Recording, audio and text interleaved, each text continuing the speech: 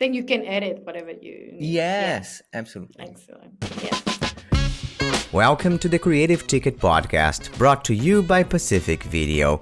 I would like to start by acknowledging the traditional custodians of the land on which this podcast has been originally created, the Gadigal people of the Eora Nation. I pay my respects to their elders, past, present, and emerging, and extend that respect to all Aboriginal and Torres Strait Islander people listening today.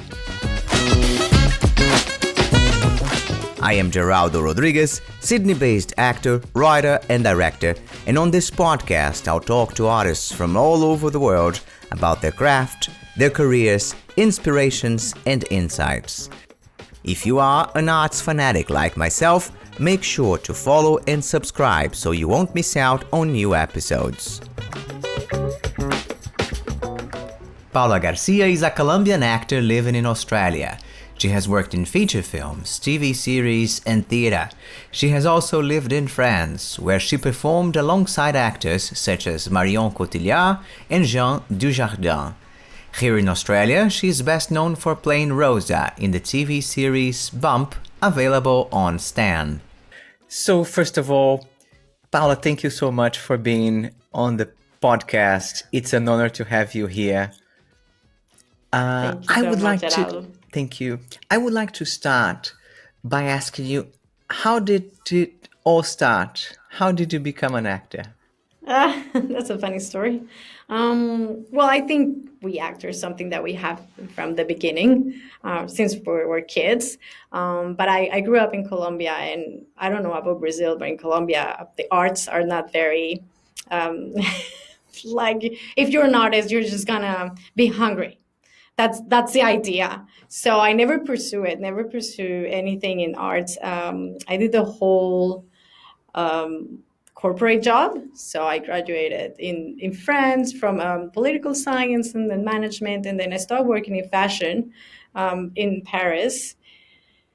Till one day that I couldn't do it anymore. And even my work, I think it was very passionate. I mean, it was very fun. It was fun. It was, fashion and trade shows, and it was changing all the time. But I knew that I had to do something creative. I knew that I couldn't just live my life, my whole life that way.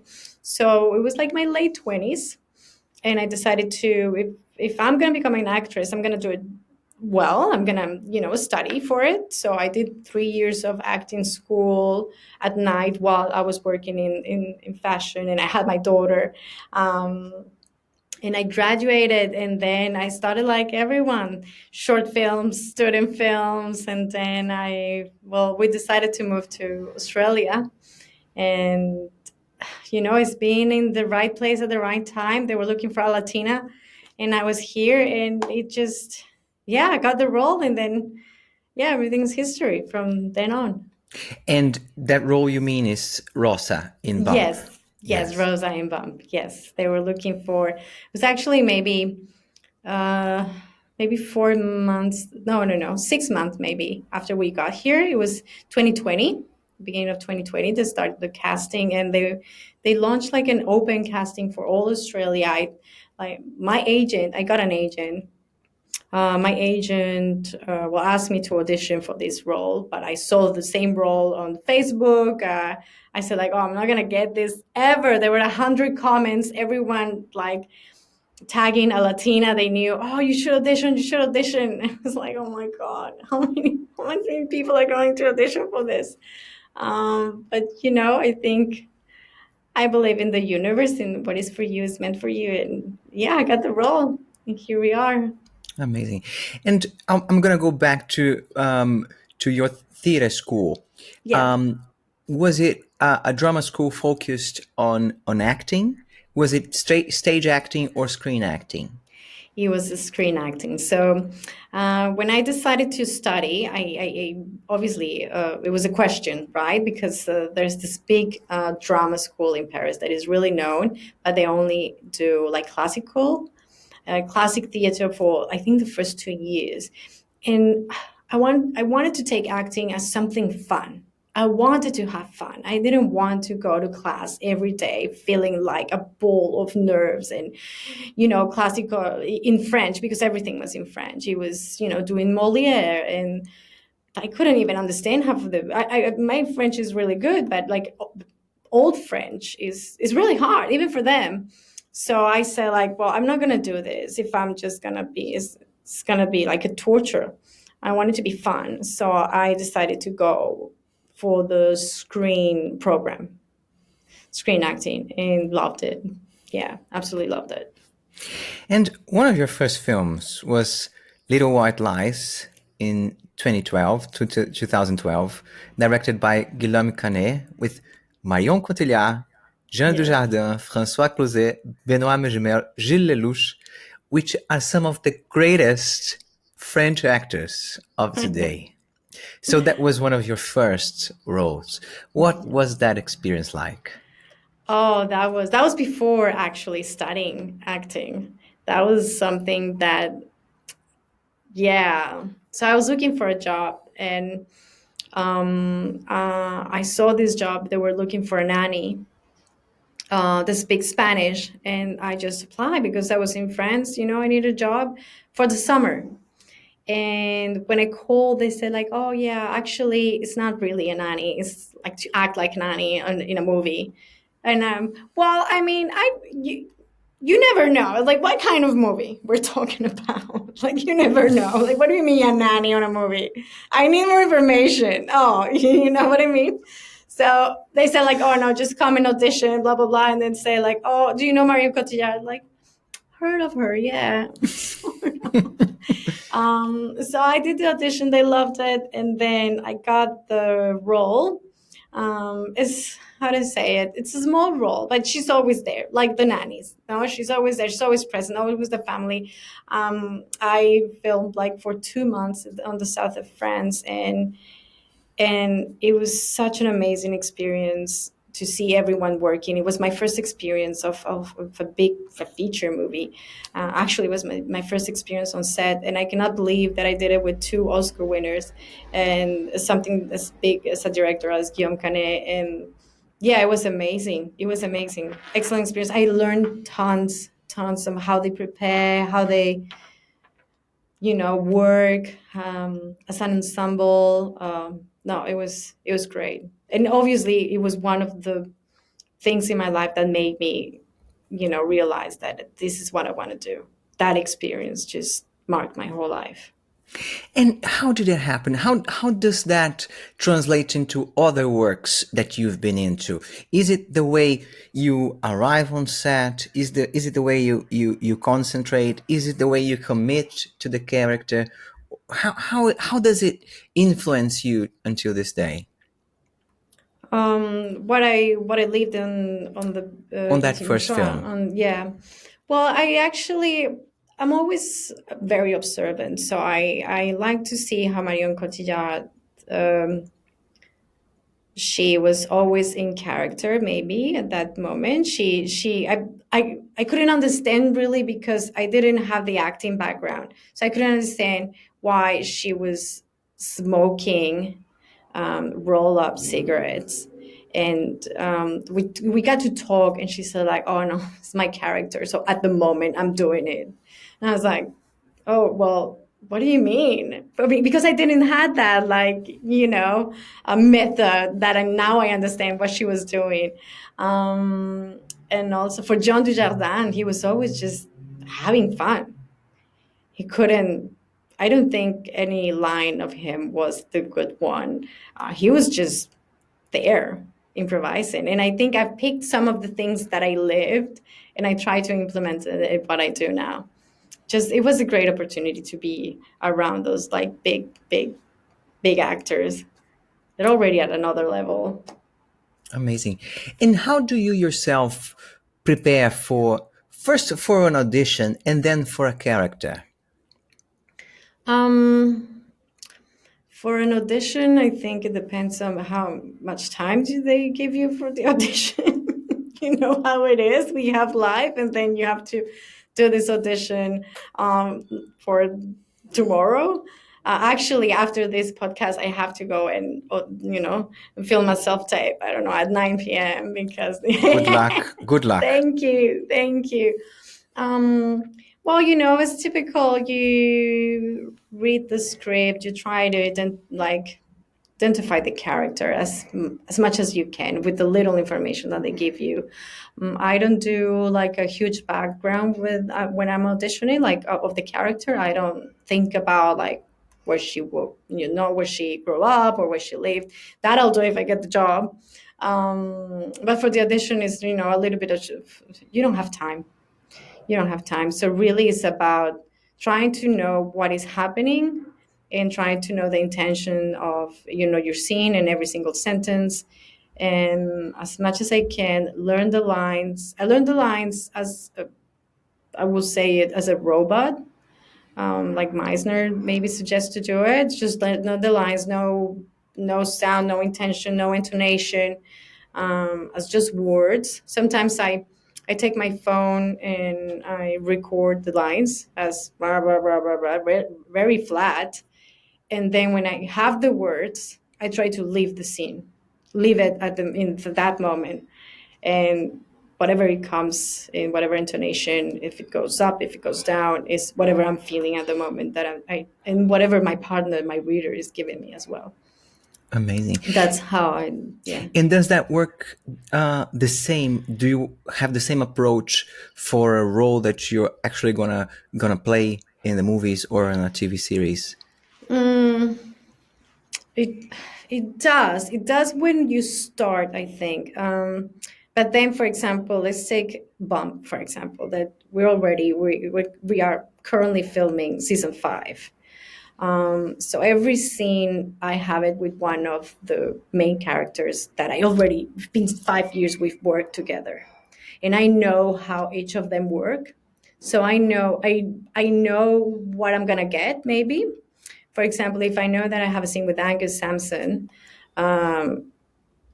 I know I have to be ready for anything, because I don't know if you know this, but Angus his background is really big in improv. He used to do this Australian show in improv, and he loves it. And he keeps you on your toes in every single scene. So you can learn your lines. You can do it if you want, but you have to be ready and listening and in the present to see what Angus Sampson is going to throw at you, because every time he throws something is gold, and you don't want to miss it. You don't want to ignore it, because he will just, So I know that with him, I just have to be there and be Rosa. And what would she say if Angus Sampson throws me a ball, and I'll have to swing it. With Santi, with Carlos, I know that he sometimes goes to the really deep meaning of the word. So he's very low in his voice. So I remember I had this scene with him when they were arguing, and the script was arguing. So I imagined the scene not screaming, but like being like in an argument. And he was very down, very low, and very, like slow. I don't know how to put it. And it didn't work what I thought he was gonna do. So you have to adapt. So now I know like his style. I know like Natalie's style and Claudia's. I know everyone's, and so I know what I'm gonna get, and I adapt what I'm gonna do. I don't know if I'm being Yes, clear. yes. Great. And at the same time, is there a background that you create for the character? Do you create other things than what you get in the script, or you stick to the script? How do you go about that? Oh, well, for example, with Rosa, I did create a background that I took from people that I know. Her way of I don't know if you notice, I'm really different from Rosa. Her way is more like, I think about like all the aunties and the moms and the Latinas that I've known in Colombia, and that they're like that. So I have fun with that. And then I did a background of her in my mind. Well, I wrote it, but in my mind, she She was coming from, when we immigrate, most of the immigrants, or most of them, but some, we come here and we have like this big career or this big life in our countries, and then we come here, and because we don't speak the language, I know a lot of people that they're cleaners, but they were lawyers in Colombia. So I picture her as a very intelligent woman that came here, and she had a rough life in Australia because she had to start from the bottom up, because how we do, because even when we speak the language, it's difficult to get a job. It's difficult to fit in a culture. I mean, it's still difficult for us to get jobs because of our accent in acting. So, so I picture her a very strong woman who was coming from Colombia, and then she had a rough time moving up, and that's why she's like an entrepreneur with her food truck and then restaurants, and that's why she fights a lot, because she has this drive of going up, because she was up. In her mind, she always been up in her mind. And Yeah. that's another question I have, because I find that you lived in France, so you speak French fluently, proficiently. You've been living in Australia for a while. You speak wonderful English. Thank you. But how is it to perform, to act in another language for you? I think you know this one as well. The answer to this It's one really is hard. It's it's really hard. really hard. It's really hard. People don't understand, because we have many layers. So when you're acting, you have to feel. You have to remember your words, no, your lines. Remember your lines, and then you have to be in the present, and you have to feel. And for us, it's all about, am I pronouncing it right? Like, there's so many layers. Is this the right intonation in English? What this word really means, because I've been there. Like, I know the word, but I don't know how deep it is. How we were having a discussion the other day, saying with a sentence saying, "Ah, don't be so stupid." I said, like, okay, they wanted me to translate it. And I said, I don't want to translate it in Spanish, because in Spanish it's very strong to say to someone, no seas estúpido. That's really strong. In English, it's more softer, softer. Don't be so don't be so stupid, So to get this type of, like colors and levels is very difficult. And then you add, when you're on set, I mean, that's for just acting. And when you're on set, you add, be on your mark. So look, what is that they call it? Don't block your light.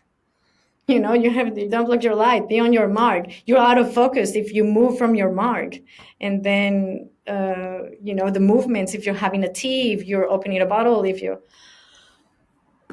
and in another language. And also, sometimes we forget words.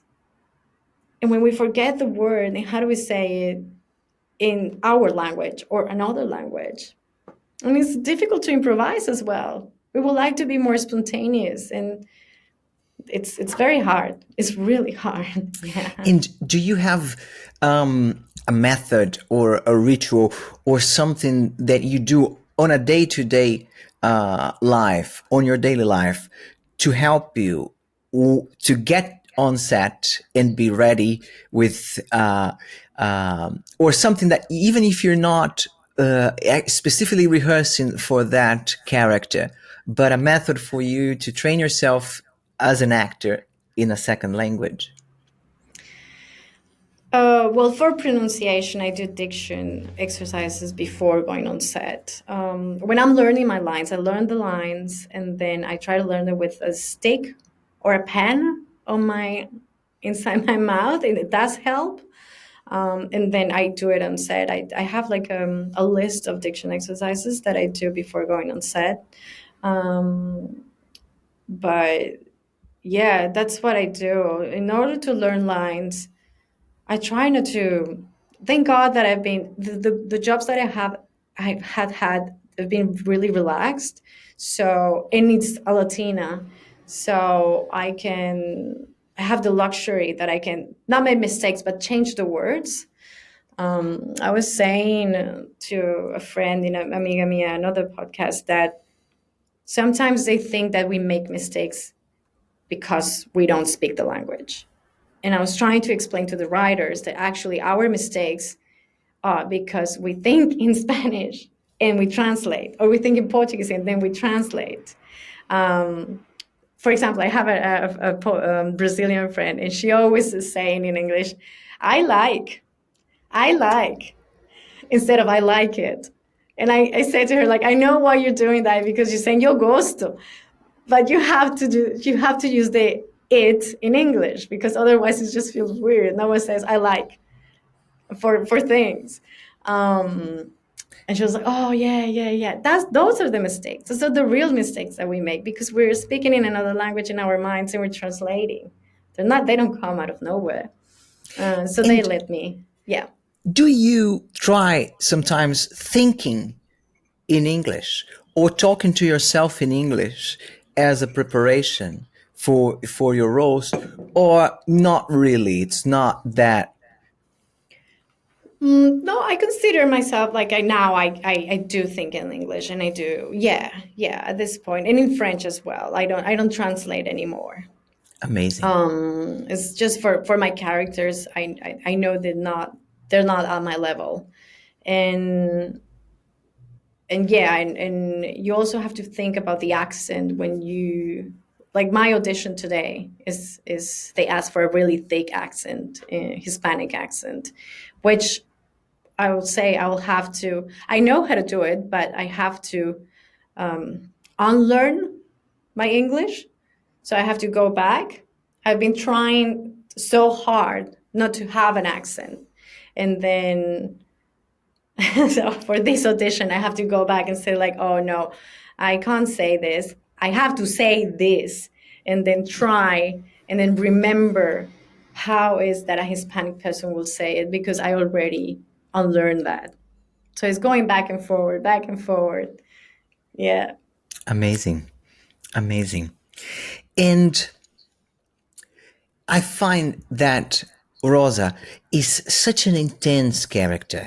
You were saying that you got inspired. You were inspired by these Latin women that you've met that have gone through things here in Australia. How was for you the process of migrating first from Colombia to France and then to Australia? Well, I did. I mean, first, first in France, I did it because I already spoke English. So I wanted to learn another language, and so that's why I chose France. It was hard, and I think it was even 10 times harder than now. I didn't have Google Translate. I didn't have Google Maps. I remember, I always say, I remember I opened a bank account in Paris with a dictionary and just like trying to communicate, but we could still do it. People would think like, oh my God, that's impossible. Well, before Google Translate, we had to signs and showing and writing, and I mean, so it was really hard. And the French, they're not really kind when you don't speak their language. They're really, really harsh with people when they don't speak like French correctly, really correctly. They're very picky with the accent. They're very picky with mistakes. They don't let them fly. So I think it did help in a way for me to have like a really good French level, because they just pushed you all the time. And it was difficult. I mean, there's a moment you think I will never speak like that. I will never be able to communicate fluently. This is not never going to happen. And then you get there, and yeah.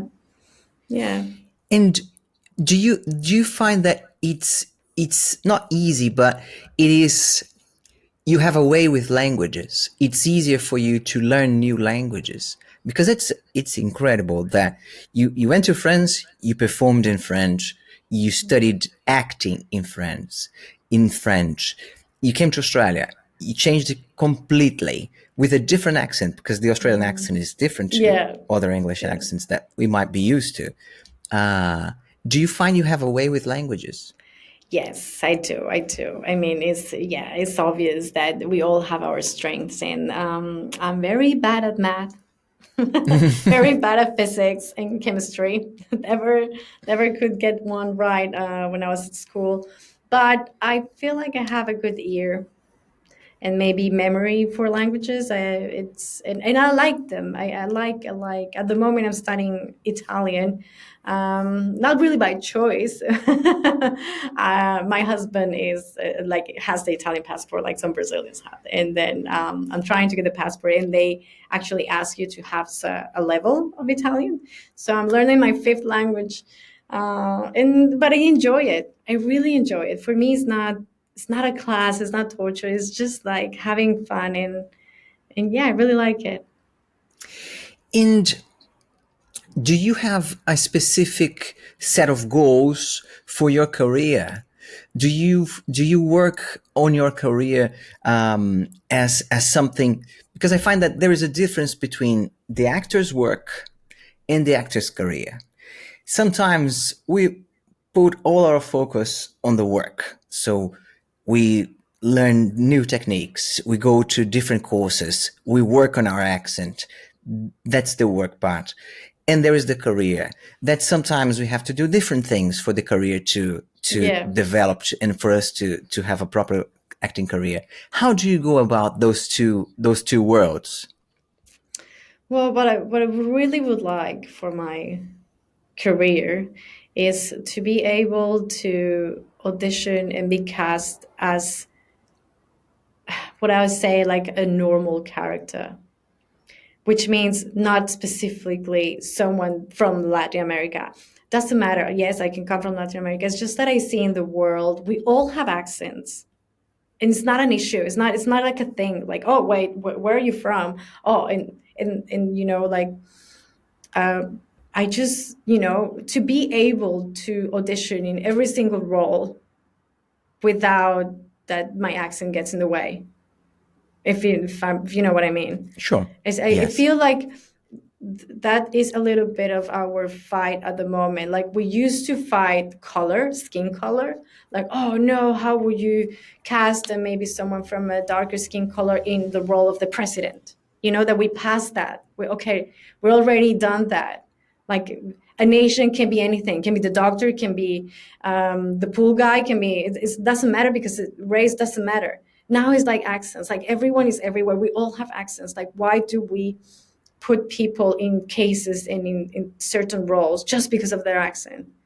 Why can I not be the president of Australia just because I have an accent? Why not? Why can I not be a banker? Just a banker. Doesn't matter my background, blah, blah, blah. Just I will be the president of the bank, even with an accent. Why not? Because in real life, we've seen it.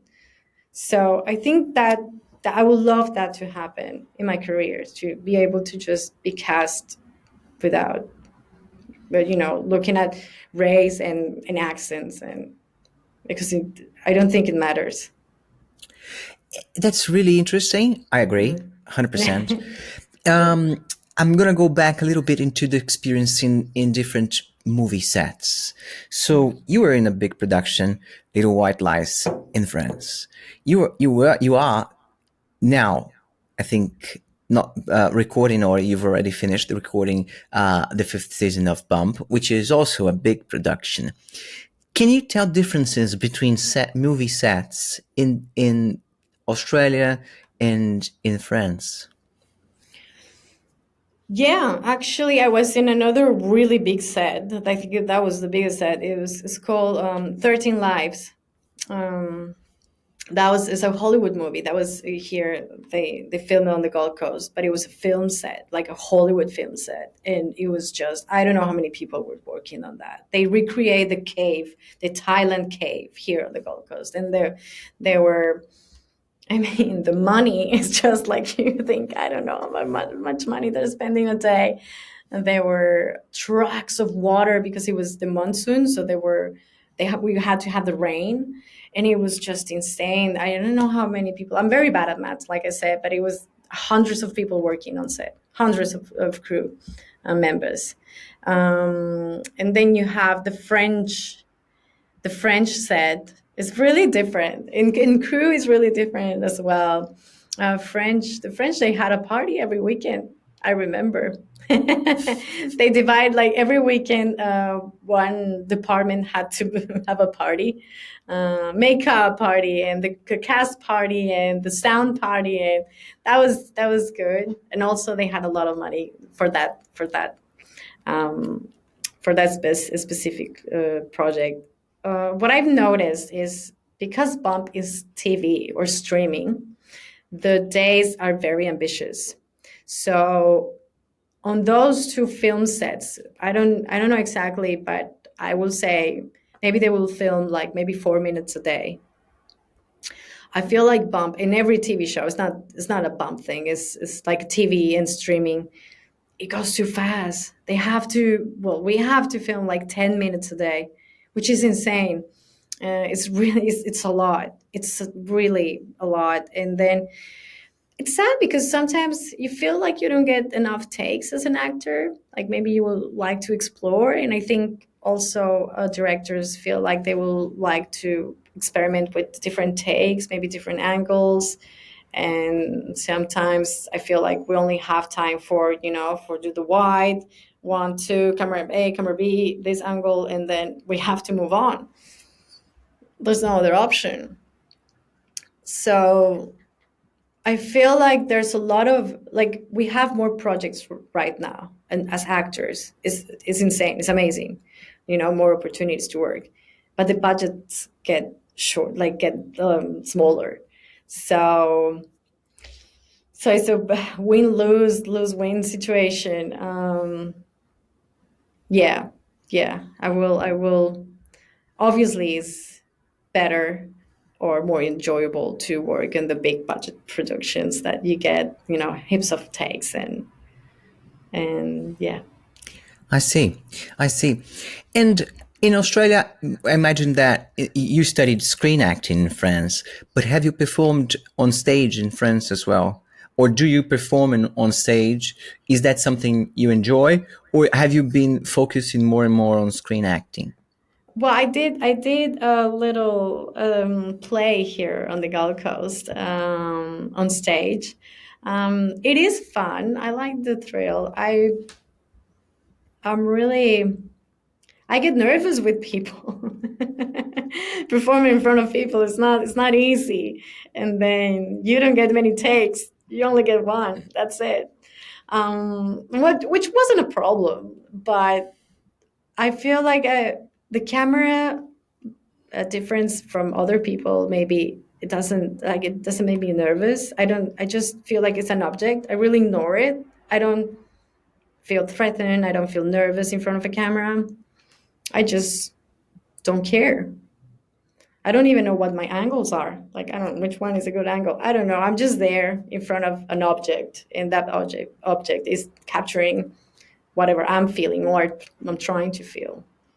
And sorry, No, I no, no, no. interrupted. And is the thrill of acting for you, is it about the ritual of being with other people playing? Is it about finding out about the character, delving into the character as deep as you can? Or is it about just the enjoyment, the fun of tricking people into believing you are a character? I feel like what I like is the chance. We have the chance to live different lives. We have the chance to be different people and actually believe in our minds that we are those people. I feel like it's a luxury that we have as actors. Just we can play doctors, we can play pilots, and we can. It's that like kid's mind, and then we can believe it and just have fun with that. Also, well, not always fun. We cry and we feel, but that point when you trick your mind into thinking that everything's real, I absolutely love it. Absolutely love thinking that things are really happening. And what I like, or like what I like to think as my purpose as an actor, is just I like to think that we create empathy, or we give people stories and characters to feel like they are seen, like this Rosa. Like I have so many like on my DMs in Instagram saying like, oh, this, this scene where you said that, oh, that we women, we every time we end up alone with the babies in the dark, I cried. I felt like it happened to me, like, and that is so beautiful. It's so beautiful to give people that. To give, I didn't write it. Those were the writers. I just perform it, but I try to perform it in a way where people can feel empathy, or can feel seen. Like, oh, I know I'm not the only one that was in that situation. I feel like Rosa really is going through something that I went through, and I don't know. I feel like that's a really nice purpose that actors have. And is that longing for connection? Is that what drove you into being an actor? Is that what you think was the reason behind your mind that said, "Hey, you gotta be an actor because you gotta be able to connect with that and bring that to people." You think that's what drew you into acting? I think so. Yeah, in a way. In a way, it began with me being just funny and making people laugh, and then it turns that I can make them feel. Actually, I can make them feel happy, making them laugh, but I can also make them feel loved, showing love in screen, and just to be able to make people feel. I think that's why I do it.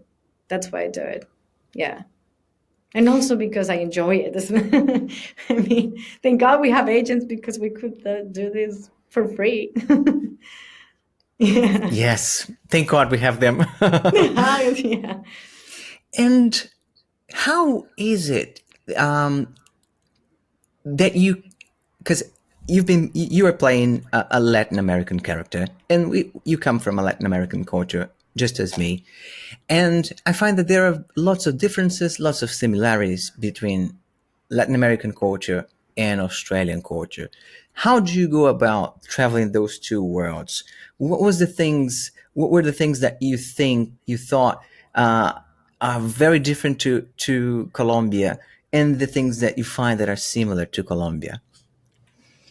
Well, from Latin America, I feel like our culture is very family oriented, very family fighting, having grandma always at home, the matriarchy, yeah, present, just giving us direction, and us taking them as, we have to do everything that grandma says, and, that respect for the elderly.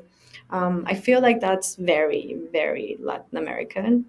Um, and that we have in common, maybe, I don't know, what do we have in common with Australian culture? I mean, there's heaps of things, but I think Australians are really funny. They yes, they are are. all the time, they are getting a crack at each other, and I find that's similar. I don't Maybe quite they, I don't quite get yeah. every time. I don't understand every time because I'm still figuring out. But I find that it's similar. Maybe the no worries attitude that we have in common. We don't stress that much. Yeah, well, we're also a little bit like, oh, well, let's party anyways. Yeah. Yeah. And is that something I'm going to say how I've looked into these things to understand how you look into these things. I find that there is for me there it's a process has been happening of trying to learn more about Australian culture, trying to learn more about Australian arts, to see how I can fit in, how I can bring my own voice, but at the same time to learn what the voices before me had to say about this land, about this place, about this part of the world. And I find that it's slow because there's lots of things happened before I came to Australia. But it's at the same time it's very interesting because I get to learn more about the differences. And as you said, the Latin Americans are very family oriented. Not Australian, probably not so much as we are, not as much as we are. But there are other things, and I find that that's part of my process as an immigrant, to see if one day I'll belong to this place or not, to see if I'll fit in or not. Maybe I won't, but maybe I have something to bring, and maybe that will make me feel like I belong here too. Maybe not, but that's what I've been doing.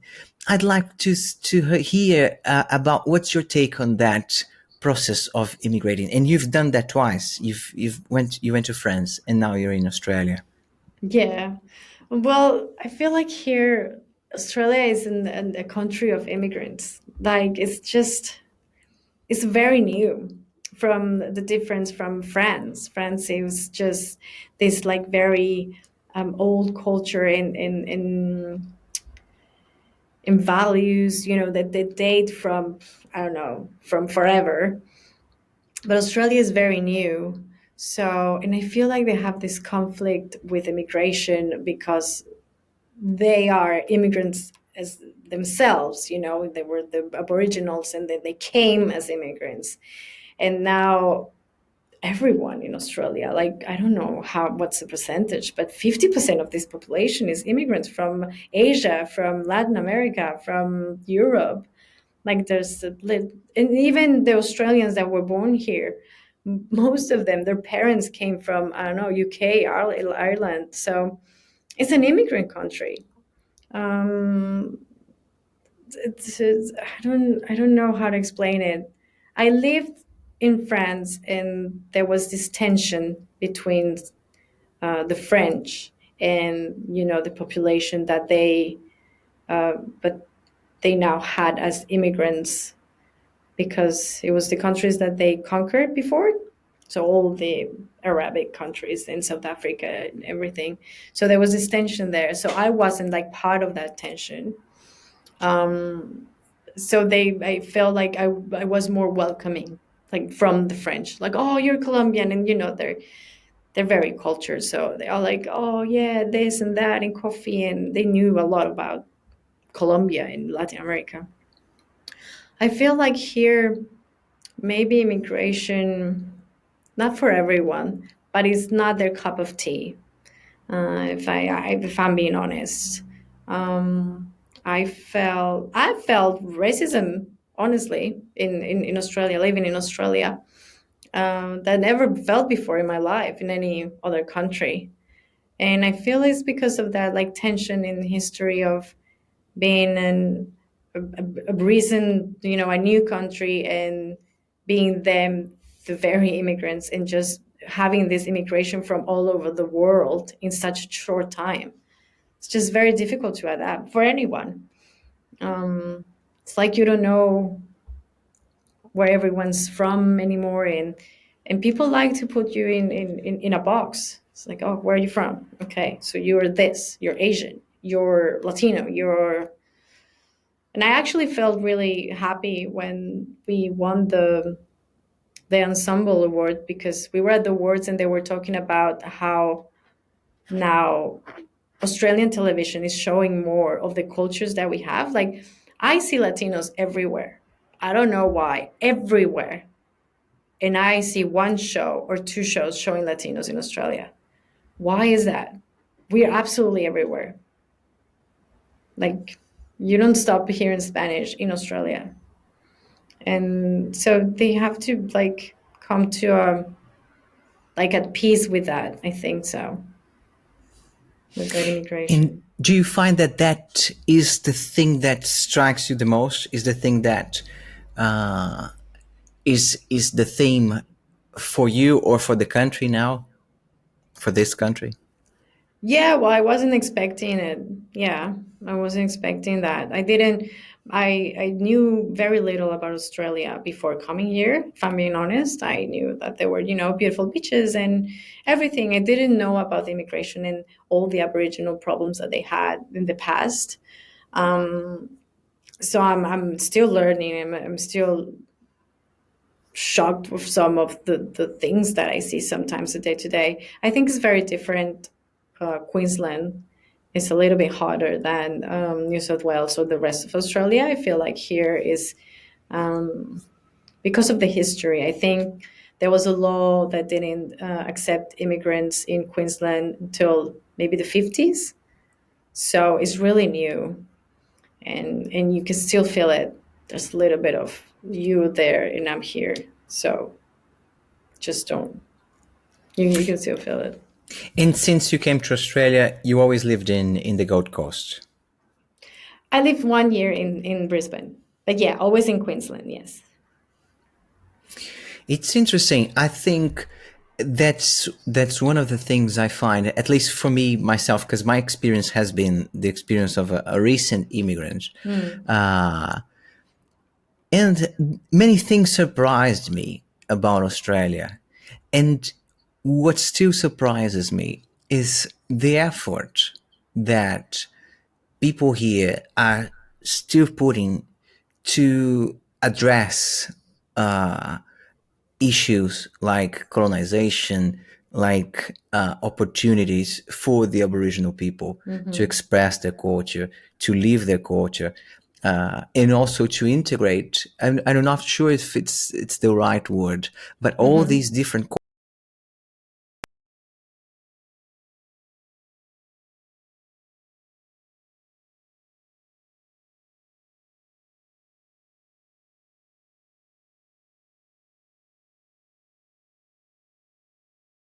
There is that for me it's a beautiful laboratory. It's a beautiful experiment of how people from different cultures can live harmoniously, Yes. as good as it gets, the best way possible, but they can live in harmony together in the same country, deciding together what to do, where to go.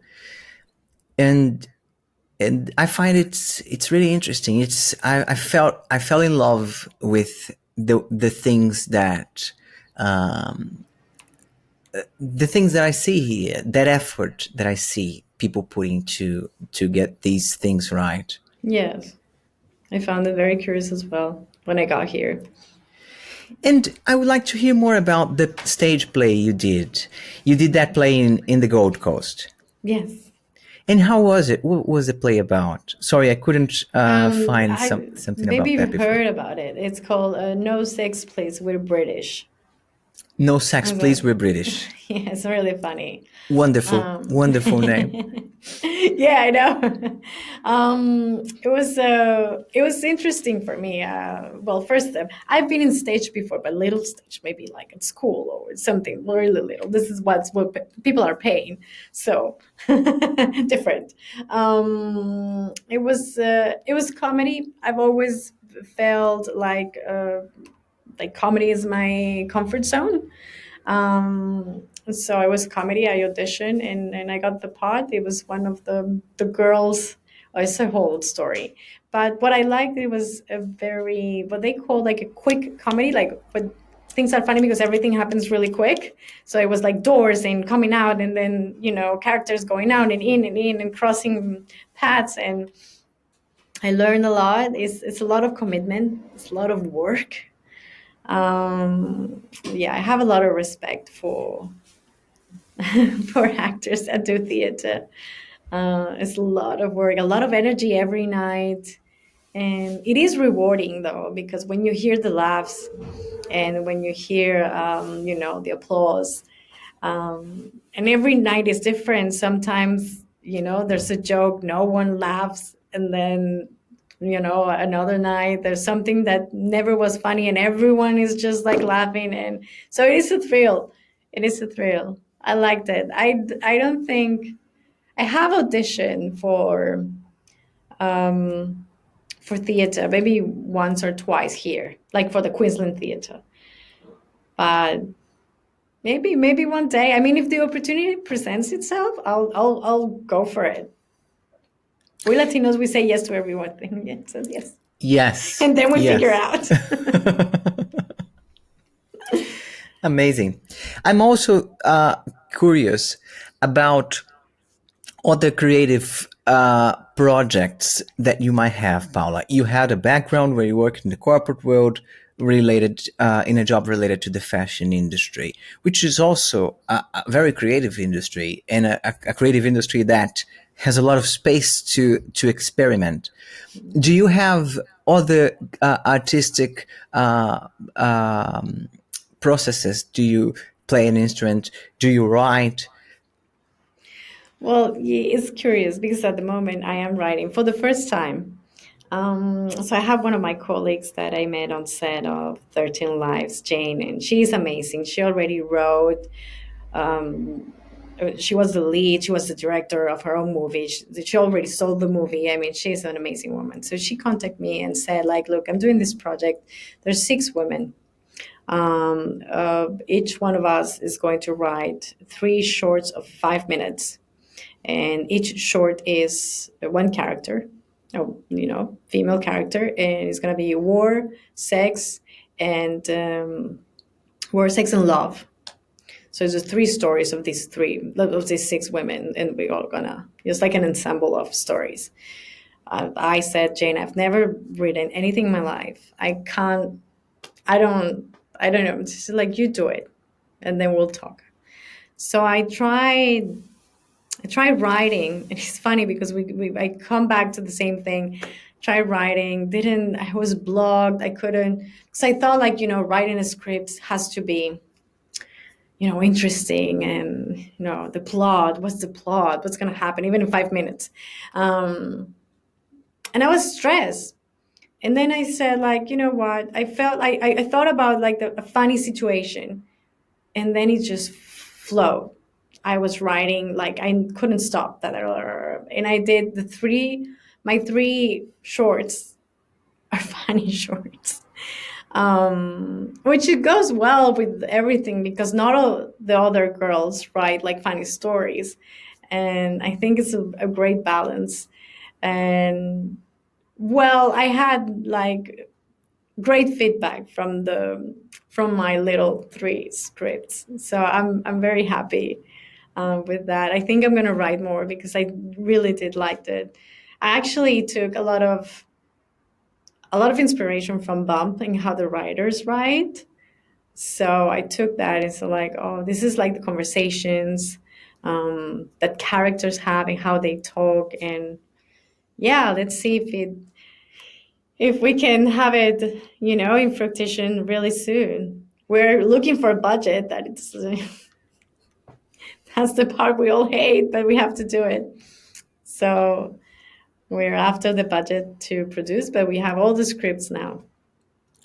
And Paula, you've had a successful career in France, and you've had a successful career in Australia.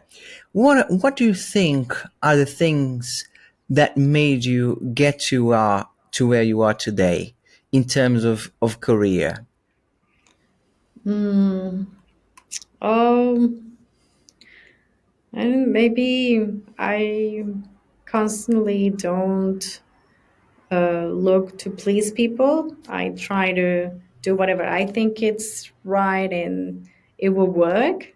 Maybe I don't in all of my works, like, I don't try to look for the silver lining of what are they looking for, or I think I think that's how I got Rosa's role, because the description of the character was nothing, or was a little bit different from the Rosa that I created. For me, when I read the description, it was a little bit like Sofia Vergara's Modern Family, like this sex bomb and blah blah blah and Latina, and very cliche. And I just created something else, and it worked. It worked. I think I tried to create something more real, like a real person, not some imaginary Latina person. And yeah, it worked. She's funny, she's sensitive, she's strong, but she's vulnerable as well. But and like we all are. Um, and then obviously the writers gave me all the tools for that. So I think it's just like a collaboratory thing, and yeah, I think that's how you grow. Just being, it's very cliche to say it, but honestly, being yourself is the best thing you can do. because it's one of the things that you know how to do best. You try to do something different, it's not going to work. And to finalize, there's a question I ask all my guests. Yeah. And the question is, what do you think makes you, you? Oh, what do you think makes me me? No, really, like I said, I think just being real and honest to myself and not thinking about hierarchy or who am I speaking with. I try to treat everyone the same, speak to everyone the same way. I speak with you, I speak with the producers, I speak with, actors like Marion Cotillard. I speak the same way, and just being me. And I think people can see through the transparency that you give, and they appreciate someone that is just there being itself and not trying to do anything for the gram or for just for being your friend because you're famous or because you're important or because you can give them work. Amazing. That's really inspiring. That's great to hear. Thank you so much, Paula, for being on The Creative Ticket. No, thank you, Geraldo, for Good luck with inviting me. your audition. Oh, thank you. Yes, I have to do that. And congratulations on Rosa and on your wonderful career. Thank you. Thank you for listening to the Creative Ticket podcast. If you enjoyed the episode, please remember to share this with your friends and family and subscribe so you can stay up to date with new episodes. Feel free to reach out to hello@pacificvideo.com.au for feedback and suggestions. We would love to hear from you. Take care.